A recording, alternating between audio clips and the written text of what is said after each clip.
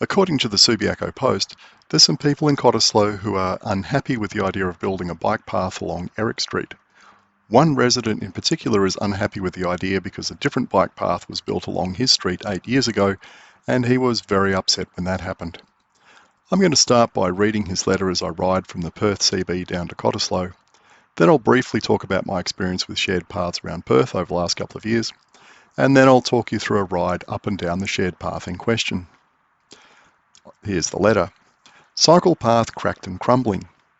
Cottesloe Council is once again trying to force residents into accepting a dual-use cycle path, this time along Eric Street. I've since heard that the Mayor might believe residents of Forrest Street are now happy with the runway that was inflicted on them in 2014. Well, let me suggest that this may not be true.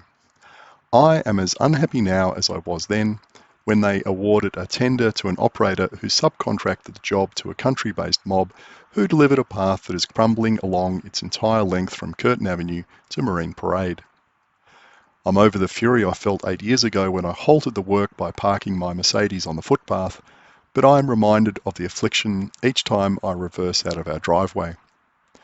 Not that we need worry too much about cyclists on the path, because the few who do ride up Forrest Street still prefer to use the road. My advice to the residents of Eric Street is to maintain the rage and fight back against what will prove to be another very ugly white elephant. And that's Brian of Forrest Street. I don't know Forrest Street that well. I've only ridden up and down it half a dozen times. On one occasion I used the road, but the remainder of those rides used the shared path. At least I have tested it using a bicycle. I'm not sure if Brian has done the same. I've used the path to get to and from Ilito, which is a nice spot to meet a mate who lives locally for a coffee and a chat. I have some working knowledge of the shared paths around Perth, having cycled nearly 10,000 kilometres in 2021, most of that in WA. A lot of that was done on shared paths. I've been up to Joondalup, down to Coburn, out to Gosnells and Guildford and Midland and the Swan Valley, and around the river to Fremantle more times than I care to think about. I've also taken a keen interest in the construction of new paths around Perth because I'd like to see the same design standards being applied in New South Wales. I'm reasonably certain that with my experience of riding on bike paths both good and bad in WA and New South Wales, I know what a crummy bike path looks like from the perspective of a cyclist. I cycle alone, I cycle with friends, I cycle in larger groups, and I cycle with my kids. So I have a good feeling for the infrastructure needs of each market segment as well. Since Brian stated that the path is crumbling along its entire length, I decided to stop at a couple of spots on the path between the Perth CBD and Cottesloe to get some video of what a crumbling path looks like. We can then compare that to the Forrest Street path to see how its quality stacks up. There are certainly quite a few stretches of path around Subiaco that are showing their age, and they are extensively cracked. However, that doesn't make them bad paths to ride on. The shared paths are still entirely serviceable in that condition because lightweight bicycles don't tear up the road surface like cars, trucks and buses. If cracking was a big issue, we wouldn't have 1,100 bicycle movements on this path every day. Now, before we go any further, I just thought I'd make it clear who I think are the primary users of this path, and it's not people clad in lycra who are out riding for sporty stuff. It's this other market segment at the other end of the spectrum. Yes, it's kids. It's people who aren't confident riding on the road. Here we have a dad with a kid on the front and a kid in a pram type thing at the back. And here's mum coming up behind with baby on the back as well. Here's a bloke on a tricycle. Here's another tricycle. These people are elderly, they're possibly disabled. Here's another tricycle with a dog on the back. Here's some kids riding to school. These are the sorts of people who this path is aimed for. And speaking of the path, we've made it to the start of it. So let's go for a ride, and remembering what Brian said, let's see if the path stacks up. Now remember back at the start, I showed you some rather cracked up path on both George Street in the city and around Subiaco. And you could see some pretty large cracks running all across the path. Now I rode this path end to end, and I didn't see any sign of that sort of cracking. I didn't see any crumbling. The path surface seemed to be fairly solid as far as I'm concerned. Now there were some sections where either the grass was nibbling in at the sides or tree roots were starting to lift bits of it. The other places it was cracking is where building work was going on, and tradies and delivery trucks and all the rest of it had been driven across the path and were tearing up the edges of it. Now, in those cases, it's possibly appropriate for the council to charge those building owners for the damage to the path and to make sure it's made good. So good on Brian for pointing that kind of stuff out. But anyway, look at the video and see if you can see any sign of cracking or crumbling in the path, because I went up this hill very slowly, not walking pace, a little bit faster than that, and I couldn't see any sign of it. Now, on this downhill section here, when I went down it at speed, and that's like 25 kilometers an hour plus because it's a reasonable slope, I did find it to be lumpy and bumpy. So yes, I get the point about maybe this country-based mob didn't know how to lay a path that well. But in the grand scheme of things, remember that map I showed you right back at the beginning, and I've ridden on paths all over Perth, I've ridden on paths in Bunbury, I've ridden on paths all over Sydney as well. And in terms of where does this one fall in the grand scheme of things, on the spectrum of paths from really, really shockingly bad to unbelievably good, where does this one? And I've got to say, it's in the middle to above average. Now, that might be surprising to people that don't ride a lot, don't have a lot of experience. Their worldview is very limited. But, for me, who've ridden on heaps of paths of all sorts, made out of pebblecrete, concrete, tarmac, brick, all this kind of stuff, I have experienced some really rough paths, and this is not one of them.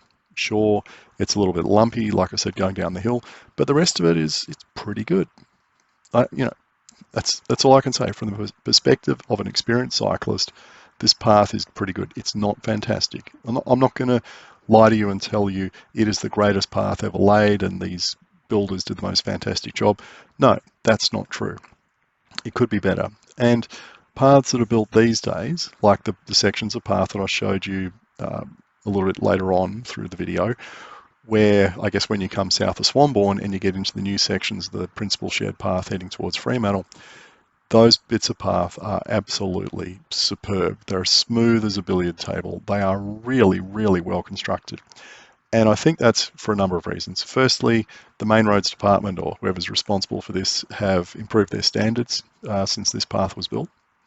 I think they have worked out which contracting companies know how to build a good path and which ones don't. And I think they're just selecting those that have shown they've got the experience to do it properly, like those that have got a track record, obviously. And third, I think they're actually going out and testing these paths on a bicycle to make sure they pass the standards. They're not just signing it off in the office and saying, yeah, that's fine, we'll pay the invoice. They're actually going out and having a look. So Brian's argument of, oh, this path is terrible, we shouldn't build one on Eric Street, I find that a little bit weird. I mean, we didn't stop building passenger liners after the sinking of the Titanic. We didn't stop building passenger aircraft after, the comet fell out of the sky. We looked at what went wrong, and we figured out what the problems were, and then we remediated them in the next, versions of those products. And that's exactly the same as what should happen here. If Cottesloe Council thinks this path was not built as well as it could have been, great. When they go to tender, make sure they've got really good detailed designs and standards. They should go to tender with companies that got a proven track record of building really good paths in Perth, and they should go out and have a look at them and ride on them and get these companies to nominate paths they've built and say, we're going to get on a bike and we're going to come and check your work. And if it's no good, boom, your tender's void. And the third thing is, do what I'm doing right here. Jump on a bike, ride up and down the finished product, because obviously it's going to be built in stages, and they can ride along each stage and see what it's like. Now, this is the kind of thing I was talking about with root damage and grass damage. And yes, there was a section like this near the golf course where the edge of the path was definitely coming up. But I didn't see too much of that. I really didn't. And to me, that's not a flaw with the construction of the path. That's just something that happens when you've got paths built next to trees. It happens to footpaths, it happens to roads, it happens to shared paths like this one. There's one that runs along the boulevard, I think it's the boulevard, which had to be resurfaced last year for quite a long section because the trees had really gotten under it and made a real mess of it.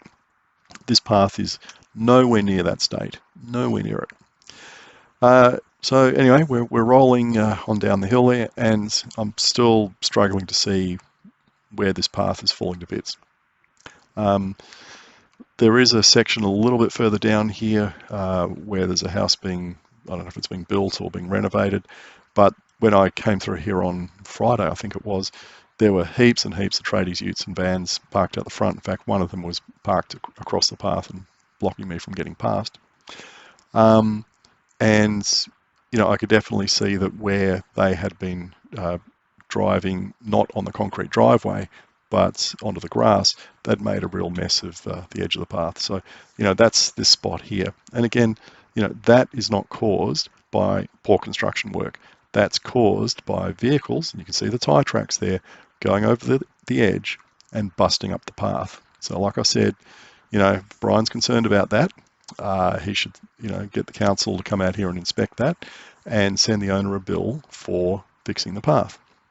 It's as simple as that. It's not an excuse to not build a path on Eric Street. And look, if we could just go a little bit further down, you know, there's another section along here where obviously it's been patched. I don't know why, but that's a nice shiny new concrete driveway, and it's possible, again, some work here that was done, you know, resulted in damage to the path, or maybe pipes were relayed, or, you know, cables were relayed or something, and they dug the path up to do that work underneath, which, you know, happens all the time. Again, here you can see some spalling, I think, along the edges of the path, which is caused by you know, grass growing onto the path and tearing up the edges. And that's a maintenance issue, and that's why I like on the most recently built paths, they tend to have a concrete curb on the side to provide separation between the path itself and the grass, so the grass can't, you know, nibble away at the edges of the path like that. So look, this is just a view of the principal shared path, you know, heading back into the CBD, obviously different days in 2021, to show you the kind of users on the path. You know, lots of school kids, you know, in the mornings and in the afternoons, you know, families, little kids, all that kind of stuff. These are the sorts of people who are going to benefit from having a path down both Forrest Street and Eric Street, because these people should not be riding on the road. They really shouldn't. People like myself, yeah, you know, I'm sorry, Brian, but, you know, speedy adult cyclists who are confident at riding on the road are going to continue to ride on the road, and that's just a fact of life. But the path is for these people. In conclusion, I've shown you the path, and I've shown you Brian's letter. Do you think his letter is fair? Do you think it's accurate? Or do you think otherwise? I'll leave that up to you.